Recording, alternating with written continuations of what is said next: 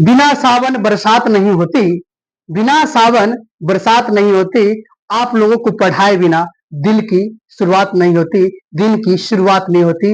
यदि आपको अच्छा लगा हो तो एक बार दिल भेजकर एकदम अपना अपना प्यार आशीर्वाद बरसाएं। प्यारे बच्चों, चलते हैं आज की क्लास पार्ट थर्ड में। पार्ट थर्ड में आज डिस्कस करना है, सब्जेक्ट साइंस है और साइंस का पार्ट थर्ड है।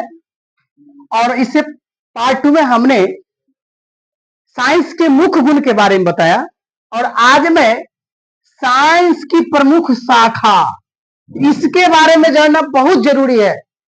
जो हम लोग साइंस की प्रमुख शाखा के मतलब डायरेक्ट नहीं सोचना है कि फिजिक्स, केमिस्ट्री, बायोलॉजी, उसका मैं अलग से वर्गीकरण बताऊंगा। लेकिन जो ओरिजिनल फैक्ट है फिजिक्स, केमिस्ट्री या बायोलॉजी कहां से आता है, उस जड़ को समझने का प्रयास करेंगे। तो प्यारे बच्चों, समझते हैं। यहां पर है साइंस की प्रमुख शाखा।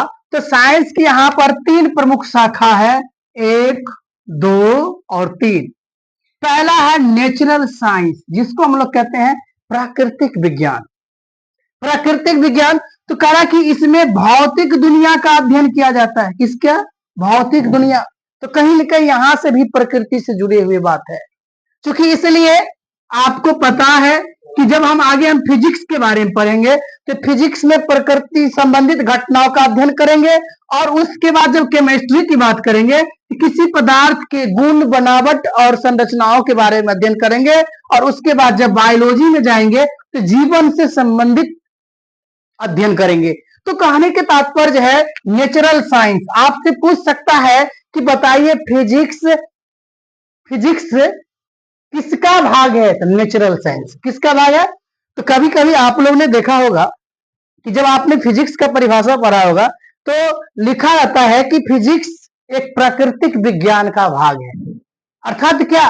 मूल जड़ यह है कि प्राकृतिक साइंस यानी नेचुरल साइंस के अकॉर्डिंग आता है फिजिक्स, केमिस्ट्री और बायोलॉजी। हम लोग कह सकते हैं बायोलॉजी प्राकृतिक विज्ञान का भाग है, फिजिक्स प्राकृतिक विज्ञान का भाग है, केमिस्ट्री प्राकृतिक विज्ञान का भाग है।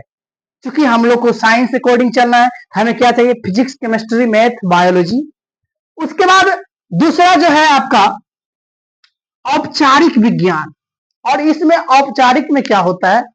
थिंकिंग पावर, लॉजिक पावर या गणना से संबंधित बातों का अध्ययन होता है। जैसे कि मान लो तर्क, तर्क के मतलब हम लोग क्या समझ सकते हैं? रीजनिंग।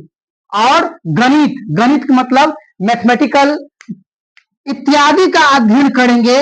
अर्थात इसके अकॉर्डिंग क्या आ जाएगा आपका? इसके अकॉर्डिंग आ जाएगा मैथ और रीजनिंग।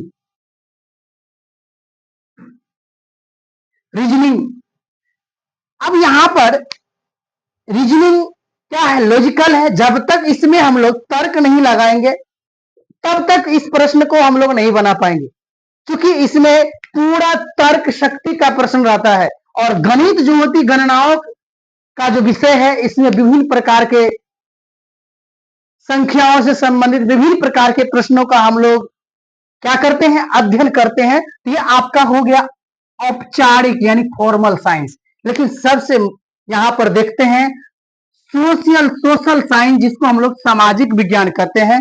और सामाजिक विज्ञान से ही स्पष्ट होता है। इससे कहीं ना कहीं हमारे समाज से संबंधित जो वातावरण है, वहां से जो हमें व्यवहार मिलता है, जो रिस्पेक्ट मिलता है, जो वहां का माहौल मिलता है, या जो वहां का इन्वायरमेंट होता है, उसके बारे में जो हम लोग जानने का काम करते हैं, वो है आपका सामाजिक विज्ञान। तो प्यारे बच्चों, आज की क्लास में बस यही छोटी सी टॉपिक, साइंस की प्रमुख शाखाएं, natural science, formal science and social science.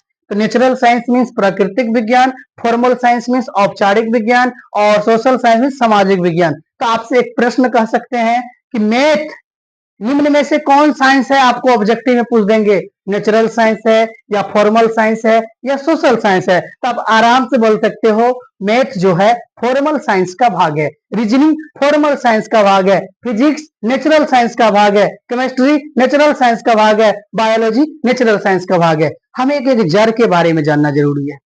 मैं इसके अगले वीडियो में यानी पार्ट 4 में साइंस का फुल फॉर्म बताऊंगा। हालांकि एक सिद्धांतिक रूप से कोई परफेक्ट फुल फॉर्म अभी तक नहीं है, लेकिन एक सिस्टमेटिकल रूप से एक फुल फॉर्म है जो मैं पार्ट 4 में साइंस के बारे में बताऊंगा। धन्यवाद।